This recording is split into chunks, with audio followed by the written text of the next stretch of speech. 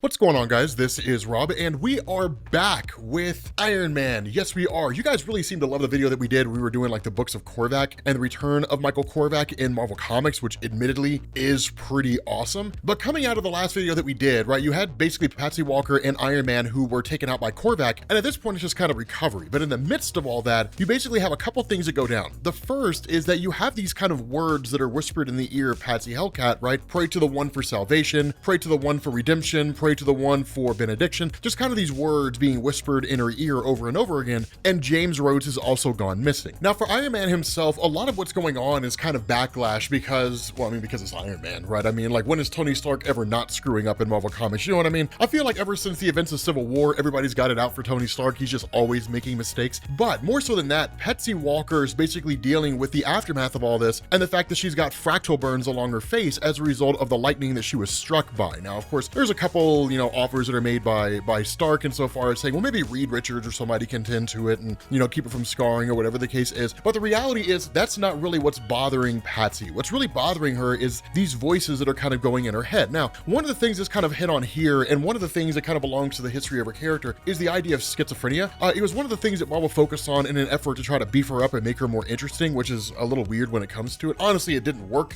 Patsy Walker has never really been an interesting character in Marvel. Nothing against the nature of her character personally, it's just that her stories were never really compelling, and so I just never really had an interest in her. At least that's just my take anyway. You might, find it a little more intriguing, but one of the other things that's really concerning here for Tony Stark is the nature of Korvac, and it's really one of the things that's kind of hit on here from Avengers 177 back in the day, which was the Korvac saga, right? The idea that Michael Korvac was basically a regular human from like the future of a different universe where the Badoon had conquered everything, and then in turn, because he was terrible at his job, he was, kind of hooked up to a machine and then basically ended up taking over the power of Galactus, came up to the modern era, and then basically made himself a cosmic entity, right? So, Michael Korvac has a history of being this ridiculously OP character, and in fact, in the Korvac saga, he killed everybody, right? He brought him back to life, but he killed everybody. And that's one of the things that Patsy Walker hits on, is she's like, look, I kind of get where you're coming from here. Like, he was a cosmic entity, and Tony Stark's like, yeah, I mean, now he's just kind of an android, but there's legitimate concern here, right? Because she's like, it was, at that point when you guys fought him, he destroyed all of you, and the only reason you came back is because he brought you back. And that's true, right? Like literally, Michael Korvac saved the day himself and was just kind of like, no, this isn't really how it's meant to be, and then just set everything back to normal, and then just kind of destroyed himself and wiped himself out of existence. But literally, the bad guy won by all standards of measurement. It's one of the things that made the Korvac saga so significant back in the day. But ultimately, you end up switching over to James Rhodes himself, in the outer boroughs of New York, and essentially he's just kind of being held captive by Michael Korvac by way of the Controller himself. Now, the Controller, we've talked about him before over the years in Marvel Comics. The Controller basically has these little control discs that he puts on people, and they basically bend them to his whim. The biggest issue with this is that the willpower of James Rhodes is high, and it's one of the things that's been hit on for years in Marvel Comics, that there's just something about James Rhodes that kind of makes him a cut above the rest with everybody else. And so while the Controller has 3 discs on this guy, James Rhodes, while I wouldn't say that he can do whatever he wants to, he's still able to maintain some measure of autonomy, and it shouldn't necessarily be that way, right? It's one of these things where it's kind of like, I mean, this guy should be completely and totally bent to my control under these discs, but this guy's willpower is nuts. And a lot of that comes from James Rhodes' own personal experiences, as well as having been Iron Man, fought alongside Tony Stark, faced off against some very heavy hitters, some of which have the ability of telepathy or the ability to dominate the wills of others. And so over these years, he's developed a kind of conditioning, even if not outright mental blocks, that basically make it very, very difficult for a person out there to dominate his will or to subjugate him. And that's why, while he's not able to completely resist the powers of the Controller, he's able to put up one hell of a fight, if we're being honest with ourselves. And so at the end of the day, it's one of these things where Korvac having this kind of conversation with him is really more of, in the end, you will bend to my will. And even if you don't, it won't matter, because once I've reached to where I need to go, at the end of the day, I'm going to be able to conquer the universe anyway. So it doesn't matter whether you agree with me, because in the end, I will rule everything, right? I will control all. And so what you end up having here, at least the kind of goal of Korvac, is that in its current form, he doesn't have the power to leave Earth and reach his final destination, which is actually the ship of Ta-2, of Galactus's world ship. What he needs is a kind of power boost. He needs the ability to have the power to leave the Earth and then storm Galactus's ship. And so what he's done is he's hooked himself up to what is essentially a giant power supply that'll allow him to tap into the city's power grid and then drain the entire electrical source of the city itself into him. And while that may not seem like the most significant thing, remember, one of the things to understand is that Korvac is by and large a machine. And so this is one of those examples where Christopher Cantwell's building into the idea that a machine that controls an electrical grid or can tap into an electrical grid can kind of expand that to its near limitless potential, and that's exactly what happens. That once he's hooked up and once he absorbs the city's electrical power into himself, that now when everything goes down, right, the whole ship goes down, that with Patsy Walker kind of hearing these words of Michael Korvac whispering it in her ear, she picks up on the idea that he's pursuing Ta-2. And that's when Iron Man really begins to freak, because he's like, wait a minute, did you say Ta-2? And she's like, yeah. And he's like, that's Galactus's world ship. Like, oh my God. So like with the power going down, that's when he realizes that Korvac's tapping into the power grid, and basically following this, he can control all the electrons on Earth, right? He can literally control the entire world's electrical grid. Now, this is not the most important thing in the world, but it is a significant thing, because it's like having the abilities of Storm. With Storm, she can control the weather on any world she's on. With Michael Korvac, it's the exact same thing now. Being able to manipulate the electric particles that exist out there, or electrons, being able to manipulate those on Earth is being able to manipulate those anywhere else. This is more or less akin to like when Neo in the Matrix was downloading knowledge of Kung Fu into his body. Now that Korvac can do it here, he can do it anywhere, which includes Galactus' ship. And so that's the idea, is to get there, and then because Galactus' ship runs on energy and electrons, in turn, he'd be able to take over the ship itself. It's basically what he did in the first appearance that he had when he first took over and downloaded everything in Galactus' ship and gave himself the power cosmic. And so ultimately, you end up having Iron Man, who goes to visit Halcyon. Now, you guys might recall Halcyon as the street racer that Iron Man faced off against when he was just going crazy and spending money like a wild man. But Halcyon is one of these guys who, of course, one,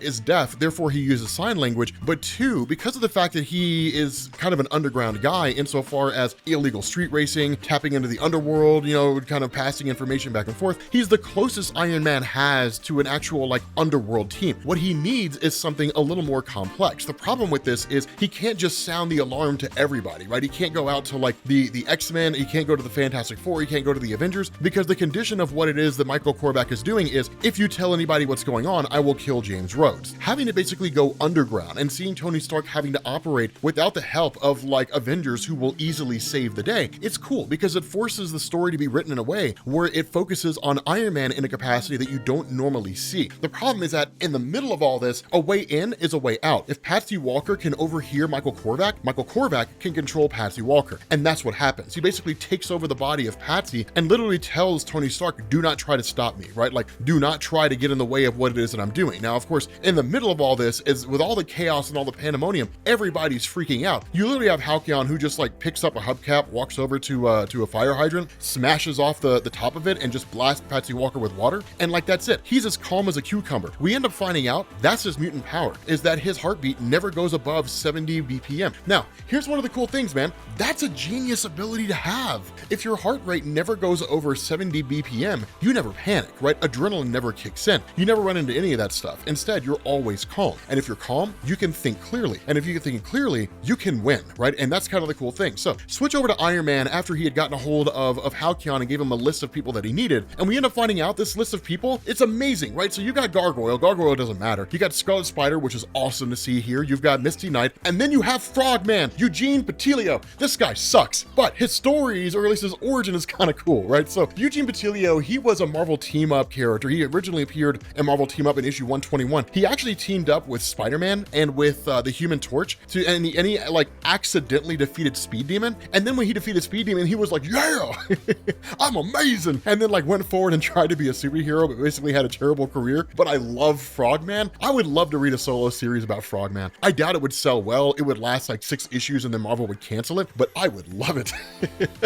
It would be amazing. The reality is this is a hodgepodge team, man. Like this is by no means the goal that Tony Stark wanted, but at the end of the day, he has to work with what he can, where he can. Now, the true benefit in having this group really comes in the form of Misty Knight, because as you guys recall, she's the leader of Heroes for Hire, or at least she has been over the years, but she's also developed a lot of contacts. And so these are people that can feed her information that cannot readily be accessed by anybody in the superhero community. It's one of the aspects of Marvel Comics that you never really get to see explored all that often unless you're actually reading Heroes for Hire or something that has to do with Misty Knight. But there's a whole underground network. As grand and great as the superheroes are, you know, the Avengers and all those guys, there are times when criminals will go underground and like they'll never be able to find them because anybody who could give them information doesn't trust them. But they do trust Misty Knight, but they do trust Luke Cage, they trust Iron Fist, people like that, people who are on the ground level. And a lot of that is built into the notion that because of the fact that these superheroes fight on the ground level in the same way these average people do, that it's kind of like, you know, like they're one of of us. Whereas when they look at Iron Man, they look at Captain America, they look at Thor, they look at those guys, they're like, they're not one of us, right? Like they're way up there. They see themselves as better, existing in their ivory tower and Avengers tower and just kind of a cut above the rest of the world. They see those high level superheroes as in a lot of ways being kind of haughty, right? And so that's why you don't really see like Iron Man being able to get a hold of the same contacts that Misty Knight has. Now he does have his own to a degree, but at the end of the day, none of it really seems to work out. And so what you end up having here, these kind of acolytes, so to speak, of Michael Korvac, they all kind of band together in front of this giant ship. And he's like, okay, like grab James Rhodes and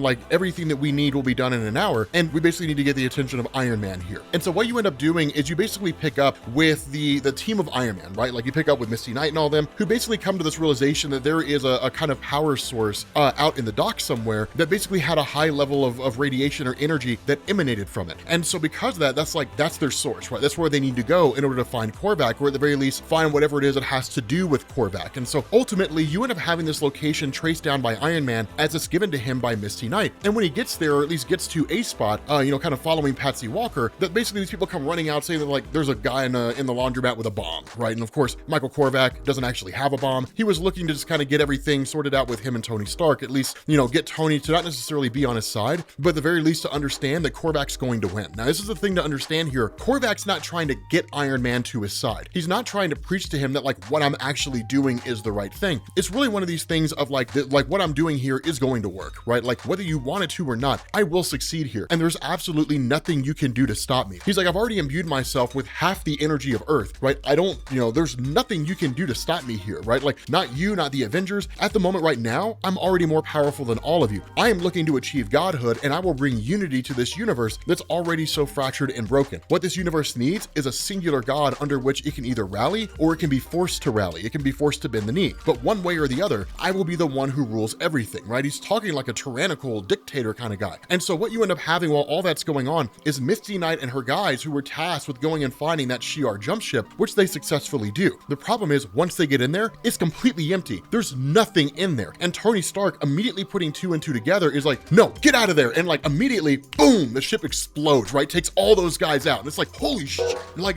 that's crazy, right? Like literally it was a bomb that was set up by Michael Korvac. And that's the big difference between Korvac and Tony Stark. Korvac is just that much smarter than he is. And even when Korvac first showed up, right, he was a master intellect across the universe. And while Tony Stark wouldn't necessarily give himself that level of credit, he is a futurist, he is exceedingly intelligent, but Korvac in all of his appearances has always just been that much more intelligent than Tony Stark. But nonetheless, Korvac in when he was really a credible threat to the Avengers has always been wildly intelligent. And so as smart as Tony Stark is in comparison to the average person, Michael Korvac is that much more intelligent than Tony Stark. And being able to outmatch him like this, being able to outclass him and just be like, you never really had a chance in the first place. Like, understand, Tony Stark, I've been running circles around you since this whole thing began. Tony Stark lashes out, attacks Korvac, and uses every ounce of energy that his suit can muster. Now, something to understand here, this is also an old school suit of Iron Man. So by no means is this Cantwell saying like, this is Iron Man in his peak capacity, using every ounce of energy he has and the best suit of armor he has, and he still couldn't take out Michael Korvac. No, I mean, that's one of the things we covered in the last video, is that it's a vintage suit, right? It's not his most up-to-date technical suit. If you were to face off and use every ounce of energy that was available in something like the Endosim suit from Superior Iron Man, he may have stood a chance in taking out Korvac here, but at the very least, it doesn't matter. The result is that it's not enough. And so with him completely and totally drained, the response of Korvac is, Tony Stark's out of the picture. There's nobody for us to worry about anymore. Like, get on board the ship.